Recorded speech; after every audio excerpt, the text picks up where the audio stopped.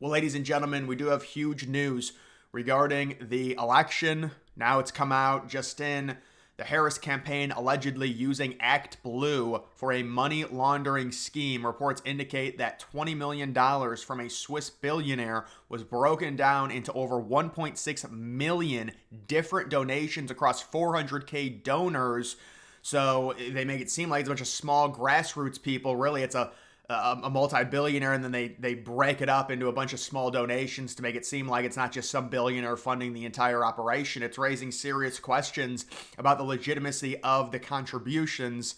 Similar allegations have surfaced before. Act Blue has faced similar scrutiny for its donor verification processes, which some argue may permit illegal contributions and foreign money to flow into American political campaigns. In recent years, the platform has been penalized for facilitating nearly 44,000 in illegal contributions and has been called out for not requiring standard security measures like CVV numbers for online donations. So, of course, they're going to require basically nothing. A lot of this money coming in seemingly illegal through a Swiss billionaire, and then they chop up all the donations. And, it was reported that Harris got around $81 million. Honestly, that really doesn't surprise me, whether, that is legitimate money or not. The Democrats have such a major funding apparatus in general. Biden significantly outspent Trump in 2020. Hillary significantly outspent Trump in 2016. But no, it's funny how they get to have their cake and eat it too. They get to beat Trump in the donations and get more ads. But then the Republicans are the greedy billionaires. So where are they getting all their money from? The 20-year-old barista who's giving them like $15 every few months? That's where they're getting their money? Really? You think that's legitimate? But no. They hate billionaires. They get their money. It's like they spend, millions and millions and millions of dollars more than Republicans. Wouldn't it be the other way around if Republicans were all the ones that the tax breaks for the multi-billionaires, the Democrats are the socialists? Then why are multi-millionaires and billionaires donating to them at a higher rate? They're getting way more money than Trump is for his campaign. Now, it's different this year in terms of the donations because Biden was so horrible, nobody thought he could win. Trump was out campaigning him and getting more funding dollars for his campaign. But now we'll see what happens with Kamala. The $81 million, it's useless. You might as well throw money into a fire that Kamala's not winning. Or at least I think right now Kamala's not winning. Maybe there'll be a scandal, we don't know. We've got Act Blue back in the news. Reports of a lot of people making donations they never intended. Stay tuned. This is one of the biggest stories of the election. They just keep digging themselves deeper and deeper and deeper. And obviously, all of this needs to be confirmed.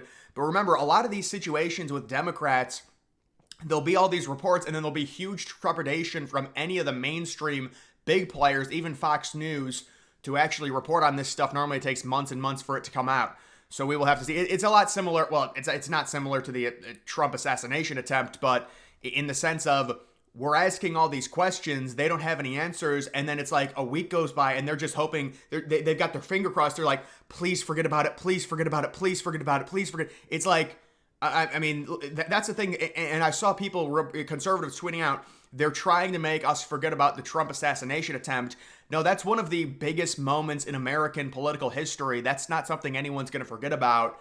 Now, you might be something you push aside because of the big news with Kamala and everything like that, but make no mistake about it, that is something that is probably going to be a story for the next, multiple decades until we finally find an answer. Hopefully we find it soon. I think it's a little bit different than some of the other assassination attempts because now we've got social media, we've got all these videos, we've got Trump supporters on video saying he's on the roof, we've got all the lying from the Secret Service, we've got, ideas on what's happening with crooks. They're trying to use the argument still that, oh, it was just him, he acted alone. I know people want there to be two shooters. I am very skeptical on there being two shooters. A lot of top people actually are that are conservative saying probably not two shooters. It was three different guns that were fired. It was a Secret Service sniper, it was a local sniper, and it was Crooks. But the idea that Crooks did all of this elaborate scheme by himself is totally ridiculous. And I'm not even saying, it seemed like in high school, Crooks, it's not like he's this crazy leftist nut. He's just kind of a loner. Seems like he hates both sides and then probably got sucked into something right after high school. We really don't have reports on what happened to him those 2 years in between high school and the shooting. So that's my opinion on this. And this is just more stuff, where oh, it's a multi-billionaire gives them a bunch of money, but then they split it up between smaller people, try and make it seem like it's grassroots. That's what it seems like to me. And this all needs to be confirmed, but I just wanted to bring this to people's attention. We've got a massive crowd for Kamala. Let's check in and see how Kamala's doing with her campaign in Wisconsin. Yeah, she's doing great there. Looks real good. We also do have an update here. This really does a good job of showing what I've been saying the past few weeks and what many people have been saying. Beating Trump won't be easy. His favorable rating is higher now than it has ever been. That's according to multiple polls, and that's not surprising. You survive an assassination attempt, the bullet goes right behind you. That's a galvanizing thing for the American people, so it doesn't surprise me that his favorability rating is at its highest point, probably since like early 2020 before the pandemic. Certainly, you could look 2 years ago, his approval rating was like in the mid-30s. Now it's up like 10, 11 points at least. Harris may poll better than Biden did against Trump. Well, I'm not even sure if that's true. If it is, it's mainly because Biden had the party split against him, so the support for him was waning towards the end, and that's why Trump was able to build up a bigger lead against Biden in a lot of those swing states. So maybe it gets closer with the money that Kamala has raised. They're all falling behind her, supporting her. It seems like she's for sure going to be the nominee unless something crazy happens at the DNC. And really, I know people were asking me about, should we worry about Kamala, the minority, the empowering stuff, all the crap that they use. I'm just so numb to it. Honestly, I don't even know if we should worry about it because I just can't even answer it. It's just such one in one ear and out the other with me after all of that Hillary bullshit, the I'm with her shit in 2016. It's like all such crap.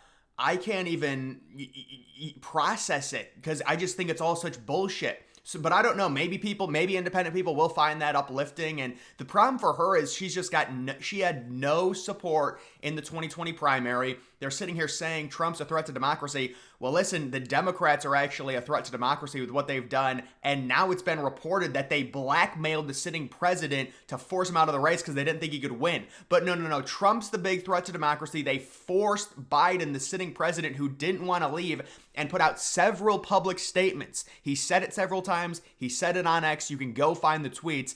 I am running. I'm the president, so what changes? Well, they blackmailed him. They said, we're going to do the 25th Amendment. You need to get out of this race. But no. Trump's the big bad threat to democracy. He's won the last 3 Republican primaries fair and square, gotten the last 3 Republican nominations. He won in 2016, sweeping all the swing states, winning the Rust Belt, and then in 2020... listen, 2020 was like nothing we've ever seen with COVID and, we're still finding votes 3 days later. I think the way they counted those votes was ridiculous and that needs to change. And the crazy thing is, like, this is how dumb it is. We were literally asking Arizona, can you please do a better job in terms of counting votes, you dumbasses? I mean, this is ridiculous. And Katie Hobbs is like, this is just the democratic process. The democratic process takes 10 days for your state to count votes. Is that not total incompetency? Like, what kind of gaslighting is that? It's the democratic process that it takes 5 days. Oh my God, I just found a vote out of my ass. It's Biden. Where do the votes come from if you're still counting them 5 days later? I don't understand that. It's like we just got this is literally what CNN was reporting. Another 100 votes trickled in. From where? Heaven? Or maybe hell if they were for Biden. But no, it's just let's do a better job in terms of counting. That's all I want. I want the election decided by midnight or 1 a.m. Eastern. I think it's going to happen this time because there's not going to be all these mail-in voting. But mail-in's going to be big. I mean, people, they want easier access. They don't want to be told you have to vote on this specific day. You have to plan it out. They want to vote from home and just mail it in and not go anywhere. That's how people are nowadays. But let's at least count the mail-in ballots like Florida does early on so we don't have this big thing where at 4 a.m., 7 a.m., we all wake up. I turn on CNN and like there's all these people crying. They're like, it's a miracle. Biden has gone ahead. And you look in the streets and there's people celebrating and you've got black women twerking on stop signs. And I'm like, what just happened? So this is all what's gone on. And so let's take a look at this. Harris may poll better than Biden. Again, I don't know if that's true. But Trump is running 5 points ahead nationally against her than he finished against Biden in 2020.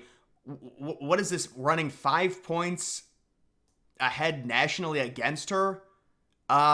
This is not correct. No. Listen, Trump was trailing Biden by 7.2. That's a Real Clear Politics polling average confirmed on election night. He loses the popular vote by 4.5. He overperforms by 3%. Trump is beating Harris by 3%. So no, if he was trailing Biden by 7 and then he's beating Harris by 3, that's a 10-point improvement. He's wrong unless he's just referencing CNN polls. Maybe he's just referencing CNN. I don't want to go at this. This is a nice, he's obviously saying Trump is doing very well, but him saying this is in terms of Real Clear Politics is not correct. Maybe he's talking about favorability, but even that doesn't make sense. So I'm not exactly sure what the talking point was there, but listen, he's saying Trump's doing a lot better. You're telling me Secret Service had the full view of the shooter the whole time? Oh my God! Not only did they have the full view, Trump supporters made it easier. They pointed him out 2 minutes before he attempted shots. They made it that easy. And that's why one of those local police officers puts up a ladder. I mean, I wonder where that ladder came from, that bigger ladder. Now, a lot of people were duped by that. They said, how does Crooks, who weighs like 120 pounds, carry that ladder? Well, no, he had a smaller ladder he got from Home Depot. He put it on top of an air conditioning unit or some type of thing. So he jumped on the unit and then put the ladder up, had like a 2 or 3 step ladder, and then, hopped on top of the roof that way. The other ladder, I don't know where it came from. Maybe it came from the garage. Maybe it came from inside of there, that facility, whatever it is. But somebody put that other ladder up, the bigger one that you saw in those first photos, that was like right up against the building. And apparently, because, a local police went up there and then Crooks turned his AR and pointed at him and then he got off of it. That's apparently what happened. Look, it needs to be investigated in terms of literally everything. I saw someone say, we've got so many unanswered questions. Well, no, literally everything is unanswered. Like, everything is unanswered. And I know they're going to say, well, it was a miscommunication. The Secret Service, we didn't have enough people. But now they're trying to say that's a false narrative because they don't want to make it look bad on the Biden administration because it was coming out that Trump asked for more Secret Service but the Biden administration denied it. But now they're saying, no, that's false. Well, listen, something clearly doesn't align here. And even Trump in an interview on Fox News, JD Vance was right next to him. He said, I would have been, and this is how these events work. This is how these rallies work. If Trump says he's going to speak at 6 o'clock, sometimes he doesn't get on the stage until 6:57 because obviously, that's any candidate. They're very busy. They have to fly in. They have to get ready. It takes time. They're doing other things earlier in the day. So normally they're fashionably late. That's common with rallies. So Trump says, if they told me just to secure the entire perimeter, there's some weirdo that we have to figure out who he is. Wait 15 minutes before you go on. We know you want to go on at 6 o'clock. Trump already, it's not like there's a hard line. I have to go on at 6 o'clock. And he said during the interview, he said, I would have waited 15, 20 minutes, 30 minutes, whatever it is, just to make sure everything is safe. Obviously, nobody told him anything. This is a total failure. It's not it was almost terrible. We got to do a better job. No, they failed. Trump was left with a wide open, naked shot on him, right onto his head. Perfect aim. He turns his head. That's the only way he didn't die. There was a total failure. They're trying to make like it's not this failure because Trump lived. No, he should have been dead. You failed. The kid got up there with Trump supporters screaming. And it's great timing with the RNC upcoming, possibly swapping out if Trump did die before he picked a VP, possibly swapping out Trump for someone like Nikki Haley. What great timing that is. So this all needs to be taken into account. But guys, that is going to do it for this video. Make sure you follow me on X. Link to that's always in the description.